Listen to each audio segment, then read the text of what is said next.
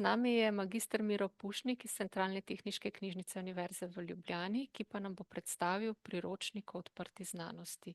Miro, prosim, izvoli. Ja, lepo pozdravljeni v imenu sodelavcev iz projekta Spoznaj.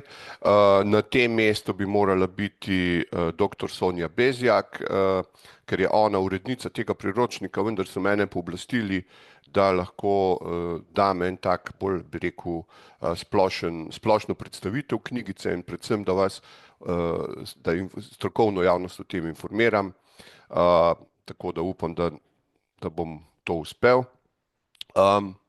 Zdaj, morebiti za tiste, ki ne poznate, čisto na kratko, nočem preveč težiti s tem, projekt Spoznaj, to je projekt prilagoditve slovenskih javnih raziskovalnih organizacij, CTK, na izvajanje raziskav po načelih odprte znanosti, a ne, in tukaj je kup nekih različnih vsebinskih sklopov, od izobraževanj, splošnih izobraževanj, specialnih izobraževanj, izdelave prilagoditvenih shem, implementacije teh prilagoditev in eden izmed teh sklopov je tudi seveda publiciranje publikacij, a ne. Ta projekt sofinancirata Ministrstvo za visoko šolstvo, znanost in inovacije ter Evropska unija, Next Generation EU, preko nacionalnega načrta za okrevanje in odpornost.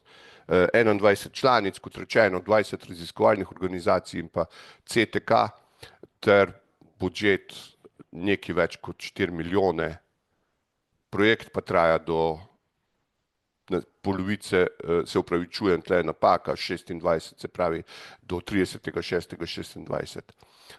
Potem bom popravil, pa bom popravljeno verzijo poslal, da boste lahko to delili. Zdaj, tukaj je spletna stran projekta, tale je naslov. Zanimivo, ne, pač predlagam, da si morebiti, če boste imeli čas, to ogledate. Zdaj pa, delovni sklop 5 se imenuje priprava in distribucija priročnika za delovanje po načelih odprte znanosti s poudarkom na ravnanju raziskovalnimi podatki. Tukaj smo obljubili financerjem, da bomo do konca trajanja projekta pripravili 2 priročnika in sicer eden bo pripravljen, naj bi bil pripravljen in je bil pripravljen do junija 2024, a ne. Tako da je tam junija 2024 šel, najprej v elektronski obliki, ker se pač je zdaj, bi rekel, dobro te stvari imeti tudi v rokah, pa malo prelistati, a ne, smo ta priročnik zdaj tudi natisnili in pravkar smo prvo izdajo, če rečem, razprodali, čeprav je, mislim, ne stane nič, ampak je bila razgrabljena, a ne, tako da se že pripravljamo na ponatis.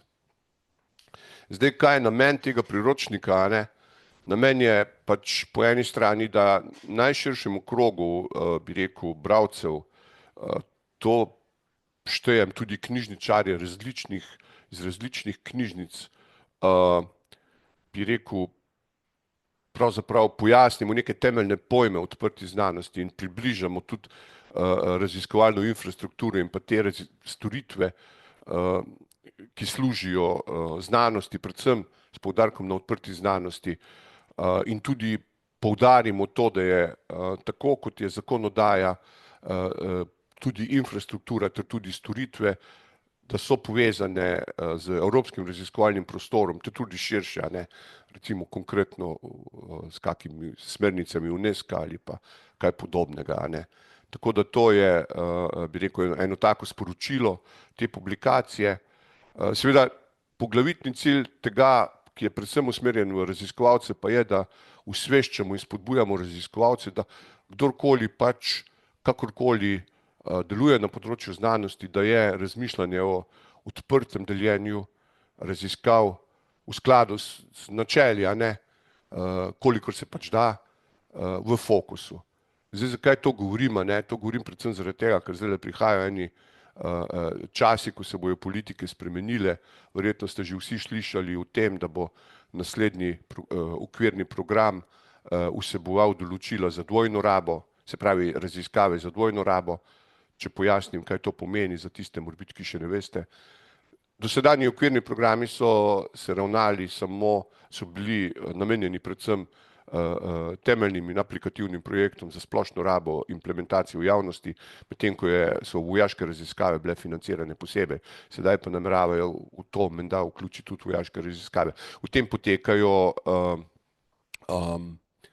debate, a ne, predvsem kar se tiče odprte znanosti, a ne, in teh, bi rekel, vloge odprte znanosti je pa predvsem ta, bi rekel, zaščita raziskav, ki prihaja, a ne, se pravi, nekako se bojo stvari spremenile, no in mi smo naš priročnik že pisali pod vtisom tega in smo nekatere take stvari tudi pojasnili oziroma bo zelo pomembno, da bodo raziskovalci dobro osveščeni, ko bodo v teh novih razmerah zelo kmalu raziskovali, a ne, skratka.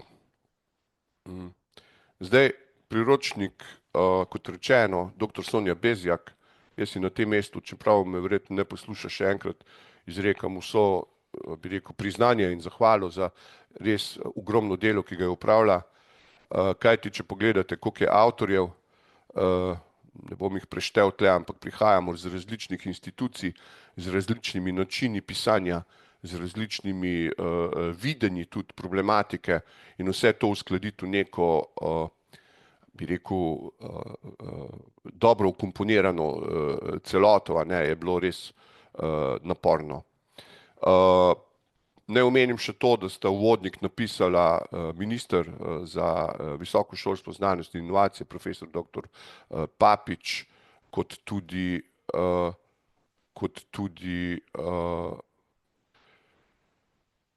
rektor Ljubljanske univerze, profesor dr. Gregor Majdič.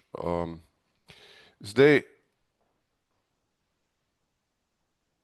kot rečeno, a ne, ta priročnik je dostopen v elektronski obliki že sedaj, ne, na tem spletnem naslovu. Tiskana verzija je na voljo oziroma bo na voljo in bomo pol tudi odgovorili na vsa ta vprašanja. Morebiti, če se sprehodimo po vsebini, a ne, poleg pač po teh nagovorih, ki sem jih že omenil in tako oba dva, bi rekel, uvodničarja pravzaprav izražata zelo zanimiva stališča, mislim po eni strani absolutno podporo, po drugi strani pa seveda tudi vse skrbi, ki pač prihajajo s temi novimi okoliščinami, saj vemo, o čem govorimo, a ne. Skratka, to je zelo, že to samo po sebi, oba dva ta nagovora sta zelo zanimiva. Potem se pa priročnik začne z, bi rekel, nekimi čist temeljnimi uvodnimi mislimi v zvezi z razvojem odprte znanosti v Evropi. Zelo zanimivo, ne, zgodovina ima, mislim, odprta znanost ima praktično dolgo brado. Potem podrobno obravnava te nove spremembe v Sloveniji. Potem pogledamo malo na življenjski krog raziskav, ne, in pogledamo pač, kako odprta znanost vpliva na ta življenjski krog raziskav, pa pravzaprav ugotovimo, a ne, da smo v zvezi s tem praktično že skozi zgodovino počeli enako, samo da je zdaj malo bolj formalizirano, skratka predvsem na področju ravnanja z raziskovalnimi podatki. Potem se pa začnemo bolj podrobno ubadati z metapodatki, z metapodatkovnimi standardi, shemami, z načeli FAIR, kar je ključnega pomena pri izvajanju politik. Velik pomen pri izvajanju politik odprte znanosti ima seveda infrastruktura, vpisali smo bogato nacionalno infrastrukturo, pa potem tudi, bi rekel, vključevanje te infrastrukture v EOSK, ne, Evropski oblak odprte znanosti. Potem seveda srčika odprte znanosti oziroma znano deljenje rezultatov raziskav nasploh so avtorsko pravna vprašanja, tako da smo tukaj tudi to obdelali. Potem smo se pa podrobneje ubadali z raziskovalnimi podatki in sicer gre pač cel življenjski krog podatkov, se pravi od, bi rekel, ustvarjanja podatkov, potem priprave podatkov za deljenje, pa vse potem do trajne hrambe, citiranja in tako naprej. Seveda za deljenje raziskav po načelih FAIR je nujno potrebno upoštevati tudi pač vse ostale rezultate raziskav, da s tem zagotovimo ponovljivost in reproducibilnost tako da smo se podrobneje ukvarjali tudi z odprto programsko opremo, odprto kodo v raziskavah, in tukaj je neki razlik, predvsem na področju licenciranja, hrambe.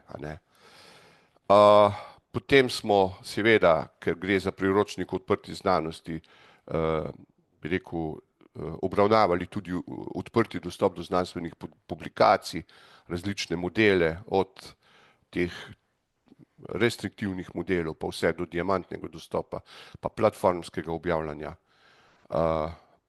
Malo smo se, bi rekel, pregledali tudi kriterije za določanje zaupanja oziroma za opredeljevanje zaupanja vrednih repozitorijev, odprte recenzije. Potem smo na koncu, ob koncu nekaj besed rekli o občanski znanosti, ki je tudi pomemben, tem bo morbiti malo kasneje Mitja povedal, kaj. In pa zelo pomemben del, ki ga vam pa res priporočam, dva taka zaključka, zelo pomembna sta, in sicer to poglavje 10, odgovornosti pri uresničevanju odprte znanosti. Tukaj je predvsem pomembno to, da smo šli na posamezne deležnike, ki se pojavljajo v raziskavah, in smo določili njihove odgovornosti. Zakaj govorim o tem? Zaradi tega, ker je med knjižničarji ogromno po eni strani panike, po drugi strani si pa tudi knjižničarji predstavljajo ene stvari, ki pač ne spadajo v njihovo področje. Skratka, ti poslovni modeli podatkovnega skrbništva po institucijah so zelo raznoliki in to poglavje bo predvsem služilo temu, da se bodo te stvari razjasnile. Se pravi, vključili smo tudi knjižničarje, njihovo odgovornost. Tako da recimo, če tle pogledamo, sem nanizal nekaj stvari, ki jih knjižničarji lahko v tem ciklu ravnanja z raziskovalnimi podatki počno, se pravi neprepoznavanje pravnih podlag, se pravi evropski raziskovalni prostor, slovenska zakonodaja in tako naprej, poznavanje recimo nekih metod vrednotenja. Potem na področju financiranja je predvsem vloga knjižničarjev, da pripravljajo pogajanja z založniki glede odprtega dostopa do publikacij, svetovanja glede uporab finančnih sredstev za plačilo APC-ev, to je malo širše, gre preko podatkov. Potem je zelo pomembna vloga knjižničarjev pri razvoju organizacije pa storitev, se pravi bolj organizacija teh storitev, ne toliko izvajanje samo, morebiti v celoti. Potem se pravi tudi razvoj infrastrukture, tukaj sploh COBISS, ta sistem pa repozitoriji. In pa zelo pomembno to, kar je pač v bistvu vloga knjižničarjev na tem področju je, da se pač nekako zelo imajo vlogo pri informiranju. Se pravi, jaz mislim, da je prav, da so knjižničarji prvi, ki do teh informacij pridejo, jih spremljajo in jih potem tudi razširjajo med svojimi uporabniki. Tukaj gre tudi za promocijo recimo raznih aktivnosti in pa orodij, kot so repozitoriji, kakšne zbirke podatkov in tako naprej. In pa seveda, kar je pomembno, izredno pomembno je potem tudi izdelava zapisa v nacionalni vzajemni bibliografski sistem COBISS. Mi se zdaj v principu zelo veliko pogovarjamo o tem, kaj bomo naredili z raziskovalnimi podatki. Tipologija 2020 ni primerna, ni temu namenjena, tako da potekajo zelo veliko aktivnosti v ozadju in tukaj seveda tudi knjižničarji bodo glavno vlogo pri tem imeli, ker pač imajo te kompetence pa tudi privilegije za vnos v COBISS.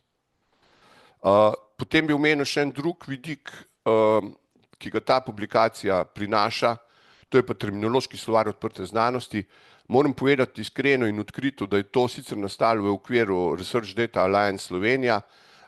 Bilo nas je več aktivnih, ampak ključno nalogo so pri tem upravljali Mateja Jemec-Tomazin, Sonja Bezjak ter Irena Vipavc-Bervar, ki so pripravljali ta slovar. Ostali smo pa ali pa še tudi bolj sodelujemo kot neki moderatorji ali pa redaktorji posameznih gesel. Tako da ja, in ta slovar tudi razjasni nekatera terminološka vprašanja. Moram reči, da je kar drzno zasnovan, usklajen bolj z RDA, ni toliko recimo zasnovan z Librom primer ali pa s kakimi podobnimi organizacijami, kjer pač knjižničarje kar enači s podatkovnimi skrbniki. Tle je to veliko bolj natančno določeno in podatkovni knjižničar ima prav tudi svojo vlogo tle zapisano. Zdaj, dostop do publikacije je na spletni strani Založbe Univerze na Primorskem, ki je član konzorcija. To je spletna stran. Potem je dostop seveda preko digitalnega identifikatorja. Vprašanje je bilo, kako to naročiti. Poglejte, kontakt je naša kolegica Teja Romih v CTK. Najboljše je, da pošljete kar elektronsko pošto.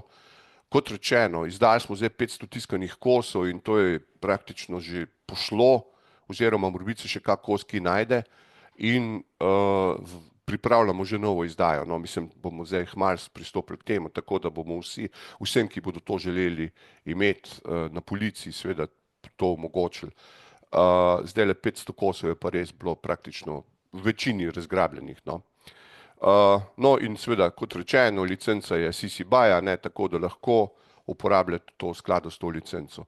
In je to lahko kot učno gradivo, kot priročnik za branje ali pa tudi kot, ne vem, neko, bi rekel, protokolarno darilo, recimo nekateri to že uporabljajo. In tako da ima ena taka, res moram reči, no, ne da bi se hotel hvaliti, še ne meni, imam pri tem kaj, zelo lepo se bere publikacija. Zdaj pa za konec samo še nekaj v zvezi s trenutnimi aktivnostmi Spoznaja, ker je pač ta publikacija del Spoznaj, pa glede na to, da je kup vprašanj na to temo, morebiti izkoristim še 2 minuti. Do konca leta 2024 smo že praktično vse to izvedli, in sicer zaključek izobraževanja podatkovnih strokovnjakov, izredno bi rekel, naporno delo smo upravili, ampak prvih, mislim, da okrog 35 podatkovnih strokovnjakov je dobilo to podlago, se pravi usposabljanje. Zdaj, ti podatkovni strokovnjaki, se bomo združevali v okviru podporne skupine za podatkovno skrbništvo. To bo neka skupina za vzajemno podporo. Nismo še do konca tega, zdaj poteka še to vzpostavljanje, ampak mislim, da bomo do konca leta nekako gabarite naredili in vabljeni vsi, ni to samo stvar teh, ki sodelujejo, bi rekel, konkretno v projektu, ampak vseh. Potem je končana ali pa še bo morbiti, mislim, da v večini primerov, samo evalvacija in pa priprava načrtov za prilagoditev javnih raziskovalnih organizacij in pa naše knjižnice, se pravi za prilagoditev za delovanje po načelih odprte znanosti. Tukaj je tudi morbiti zanimiv, morda bi lahko na kakem izmed naslednjih teh srečanj s Petro Durini, ki je pri nas to vodila, pripravila predstavitev, ker je zelo zanimivo, koliko dela pravzaprav smo mogli upraviti v CTK, da smo to prilagoditev izvedli in praktično skoraj da ni bilo delovnega procesa, ki se ne dotika odprte znanosti, sploh kar se tiče podpore znanosti. Zdaj v prvi polovici leta 2025 načrtujemo implementacijo teh načrtov, se pravi, zdaj smo načrte naredili, zdaj jih moramo realizirati. Delovanje podporne skupine, izdaja še enega spletnega priročnika, podrobnejše za ravnanje z raziskovalnimi podatki, ter pa sledi analiza izobraževanja podatkovnih strokovnjakov, ki že poteka sedaj, in pa priprava izobraževanja naslednje generacije, ki bo pa predvidoma v jesenskem roku. Tako pa tudi seveda ta redna izobraževanja ob četrtkih bodo usposabljanje oziroma predstavitve bodo potekale. Da bi bili čim bolje informirani, se lahko prijavite na novice, ki so, se pravi, naš novičnik, in to je to. Upam, da nisem šel preko, in hvala lepa za pozornost. Če so pa kakšna vprašanja, pa dobrodošli.